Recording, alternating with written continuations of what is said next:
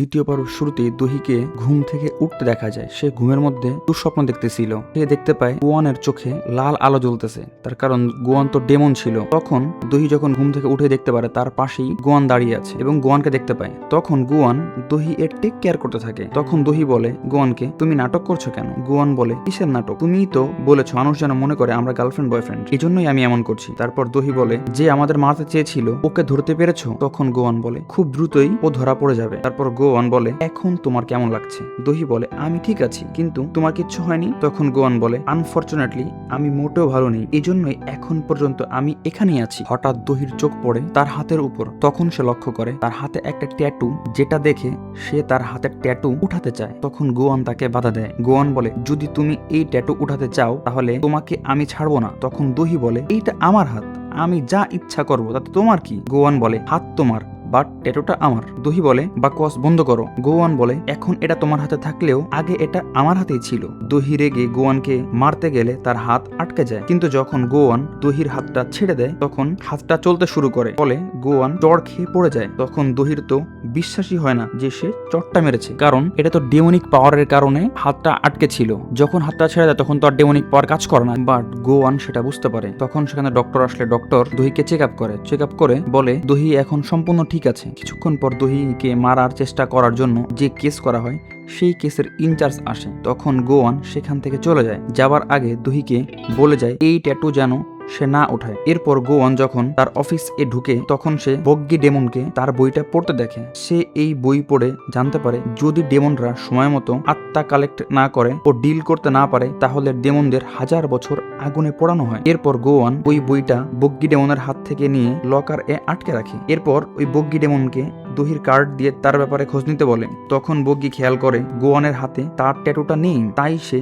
গোয়ান এর উপর পানি মেরে টেস্ট করে যে এখনো তার পাওয়ার কাজ করছে কিনা। বাট গোয়ান আগের মতো পানি আটকাতে পারে না, তাই বগ্গির বুঝে আসে যে গোয়ানের পাওয়ার চলে গিয়েছে। এরপর গোয়ান বাইরে যেতে চায় একজনকে মেরে তার আত্মা নিয়ে আসতে। তখন বগ্গি বলে, পাওয়ার ছাড়া বাইরে যাওয়া কি ঠিক হবে? তখন গোয়ান বলে, 200 বছর ধরে আমি ডেমন মানুষের আত্মা কালেক্ট করছি, এইটা তো আমার বাম হাতের খেল। তখন বাইরে গিয়ে গোয়ান মার খেয়ে পালিয়ে আসে। এরপর সেই কিলারকে দেখানো হয় সে তার মাস্ক ছিল, কারণ কখনোই সে কারো সামনে আসল ফেসে যায় না। দহির একটা ছবি দেখে হাসতে থাকে সেই কিলারটি। আর কেনই বা সে দহি এর ছবি দেখে হাসছিল সেটা আমরা পরে জানতে পারবো। এরপর দহি ম্যাডাম জু এর কাছে আসে এবং জিজ্ঞেস করে, আপনি কি আমার থেকে কিছু লুকাচ্ছেন? জবাবে মিস জু বলে, না আমি তোমার থেকে কিছুই লুকাচ্ছি না। তারপর দহি সেখান থেকে চলে যায়। পরের সিনে গোয়ানকে তার অফিস এ দেখা যায়। সে ডেমন এর বইতে তন্ন তন্ন করে খুঁজতেছিল কিভাবে আর কেন ট্যাটুটা ট্রান্সফার হয়, আর সেটা ফিরিয়ে আনার পদ্ধতিটাই বা কি। এরপর গোয়ান তার লোকের কাছ থেকে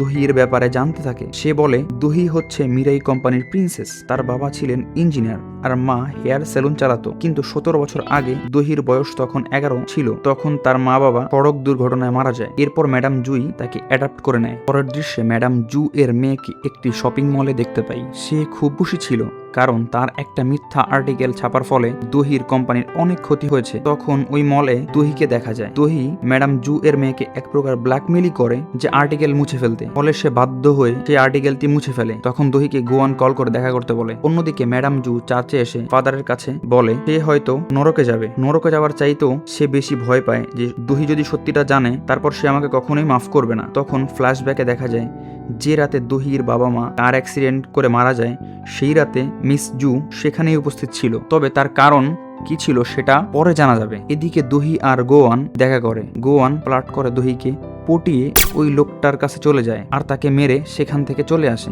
আসার সময় গোয়ান বলে, আমি এখন তোমার সাথে কিছু করতে চাই। দহি বলে, এইখানে আর এখন। তখন ড্যান্সিং কার দেখানো হয়। পিকি মুভি যারা দেখছো তারা তো জানোই ড্যান্সিং কার কি, ওই ড্যান্সিং কারের মতোই। বাট গোয়ান কিছুই করে না, বরং রোমান্টিক একটা মুড তৈরি করে দহিকে নিয়ে পানিতে ঝাঁপ দেয় যাতে তার ট্যাটুটা ট্রান্সফার হয়ে গোয়ানের হাতে চলে আসে। বাট এমনটা হয় না। তখন দহি বলে, তুমি এমনটা কেন করলা? গোয়ান বলে, আমি কিছু চেক করতে চেয়েছিলাম। দহি বলে, তুমি আমাকে আগে বলতে পারতে। জবাবে গোয়ান বলে, তোমাকে বললে তুমি মানা করে দিতে।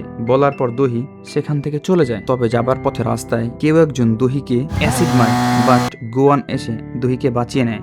তখন দহি ভাবতে থাকে এই লোকটাকে আমার আজব আর রহস্যময় লাগে। তবে যখনই আমি কোনো বিপদে পড়তে যাই তখন সে আমার পাশে এসে আমাকে সাহায্য করে। আর এই পর্বটা এখানেই শেষ হয়ে যায়। তো বন্ধুরা, কেমন লাগলো আজকের পর্বটা?